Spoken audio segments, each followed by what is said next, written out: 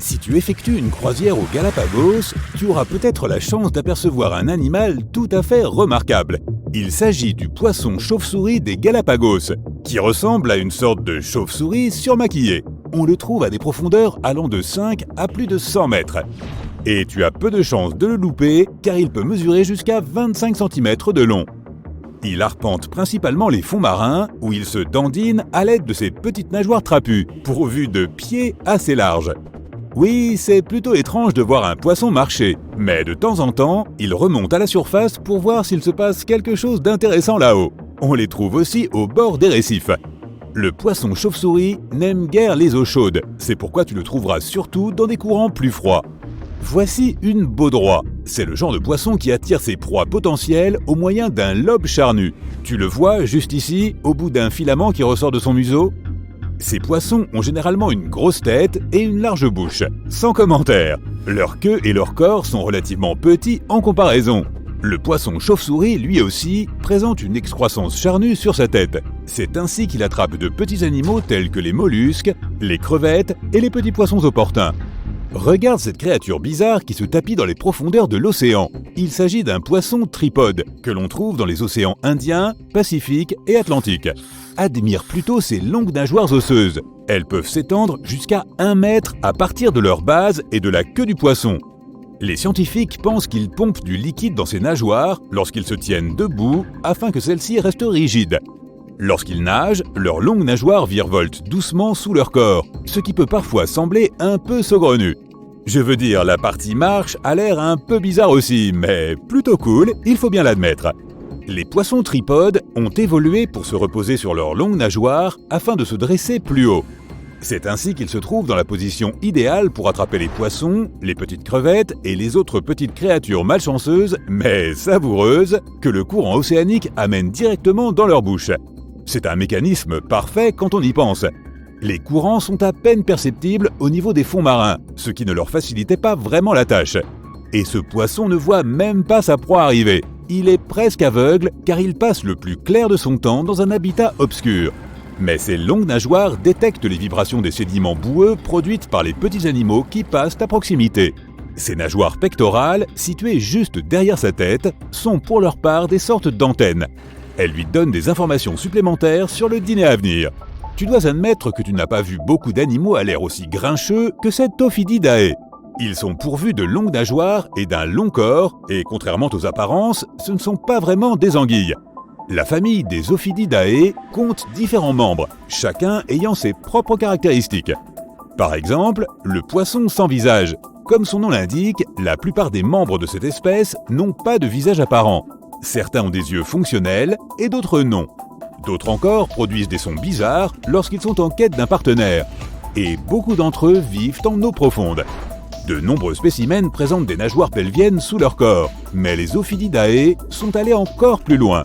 Les nageoires pelviennes ont progressé au cours de leur évolution, ce qui explique la présence de ces fins barbillons sous leur tête. Les vraies anguilles, quant à elles, n'ont même pas de nageoires pelviennes. On peut voir des poissons volants bondir dans les eaux chaudes des océans du monde entier. Grâce à la forme particulière de leur corps effilé, ils peuvent atteindre une vitesse d'environ 60 km/h, alors qu'ils se trouvent encore sous l'eau. Lorsqu'ils atteignent cette vitesse, ils s'inclinent vers le haut et émergent à la surface en battant rapidement de la queue. Ils se propulsent à l'aide de leur caractéristique la plus emblématique, c'est-à-dire leur grande nageoire pectorale semblable à des ailes. C'est ainsi qu'ils échappent aux plus gros poissons qui les poursuivent. Et il y a tant de prédateurs qui se cachent dans les profondeurs de l'océan et qui espèrent bien attraper ces poissons volants. Par exemple, le thon, le maquereau, l'espadon, le marlin et d'autres poissons plus massifs encore. Le défi est de taille et les poissons volants ont donc dû développer une excellente tactique pour en réchapper. Mais lorsqu'ils atteignent la surface, ils deviennent parfois la cible des oiseaux. De plus, ils sont attirés par la lumière. Les pêcheurs le savent et l'utilisent donc à leur profit pour les attraper. On dirait vraiment que personne ne veut les laisser tranquilles. Mais au moins, les jeunes poissons volants disposent d'un moyen de ne pas se faire croquer. Ils présentent parfois des filaments qui ressortent de leur mâchoire inférieure. De cette façon, ils peuvent se camoufler parmi les plantes sous-marines et obtenir peut-être un peu de répit. Au premier abord, on a l'impression de voir un petit sac en plastique, mais il s'agit en fait d'une créature marine bien réelle, quoique assez bizarre, et qui peut mesurer jusqu'à 15 cm. Vue sous un autre angle, on comprend d'où elle tient son nom de cochon de mer, vraisemblablement dû à son corps de couleur rosâtre et probablement au fait qu'elle aime tellement les fonds marins boueux. C'est à peu près tout ce qu'ils ont en commun avec les cochons. Ces petits bonshommes sont en fait des sortes de concombres de mer, et tu dois admettre qu'ils sont surprenamment adorables, avec leurs pieds tubulaires sur le dos, sous le ventre et tout autour de la bouche.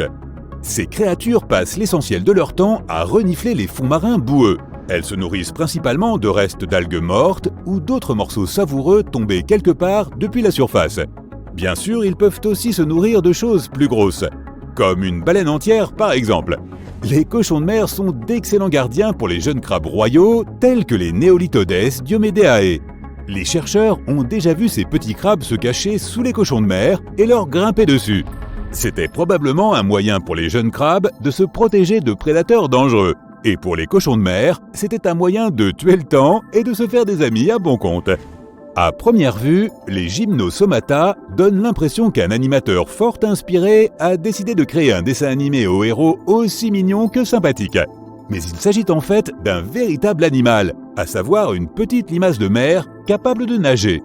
Son corps est transparent, ce qui lui donne un air enchanteur. Et regarde ses gracieux battements d'ailes. Ce n'est certainement pas ce que l'on attendrait d'une limace. À tout prendre, elle préfère demeurer dans les eaux froides. Les escargots et les limaces appartiennent généralement à la famille des gastéropodes. Les membres de ce groupe présentent le plus souvent des pieds musclés, mais dans le cas des Gymnosomata, ces pieds se sont transformés en appendices évoquant des ailes. C'est ce qui leur permet de nager en pleine mer. Ces créatures n'ont pas non plus de coquilles, mais ne te laissent pas abuser par leur apparence angélique. Elles peuvent s'avérer particulièrement sournoises. Elles utilisent leurs tentacules et cet organe appelé radula lorsqu'elles veulent tirer d'autres escargots de mer de leur coquille. Et pourquoi faire ? Eh bien, à ton avis ? À première vue, cette créature, répondant au nom de siphonophore géant, ne semble pas si effrayante en dépit de son apparence de 1000 pattes. Mais quelle taille ces créatures peuvent-elles atteindre ? Eh bien, il semblerait qu'elles puissent s'étirer jusqu'à 40 mètres de long. D'accord, il semble qu'il n'y a pas de quoi s'en faire, même en y regardant à deux fois, mais je n'aimerais quand même pas me retrouver face à ça. C'est comme si l'on regardait une longue chaîne qui flotte dans les profondeurs de l'océan. Bien qu'elle ait l'air d'un innocent bout de corde, cette créature consiste en un ensemble de pièces tout à fait fonctionnelles, chacune d'entre elles remplissant une fonction spécifique. Certaines de ces parties sont chargées d'attraper des proies, tandis que d'autres digèrent la nourriture. Certaines parties servent à la reproduction, alors que d'autres dirigent le mouvement de toute la structure en nageant. Cette créature est bioluminescente, c'est-à-dire qu'elle génère sa propre lumière. Lorsqu'elle se heurte à un objet quelconque sur son chemin, sa tige s'illumine et l'on peut voir une vive lumière bleue. Les Opisthoteuthidés ne sont-ils pas vraiment mignons ? Avec leurs bras palmés et trapus, leurs grands yeux et leurs nageoires rappelant des oreilles sur leur petit manteau, ils sont absolument adorables. La plupart du temps, tu trouveras de telles pieuvres le long des fonds marins. C'est là qu'elles passent le plus clair de leur temps, car c'est ici qu'elles peuvent se détendre et s'étirer comme des crêpes. Et lorsqu'elle sent qu'il est temps d'aller quelque part, cette petite créature nage ou plane au-dessus du plancher océanique. Elle bat des nageoires et agite ses tentacules palmés. Et elle ne ressemble pas du tout à une pieuvre, mais plutôt à une sorte de gelée palpitante. Oui, on trouve des trucs bien bizarres dans les abysses.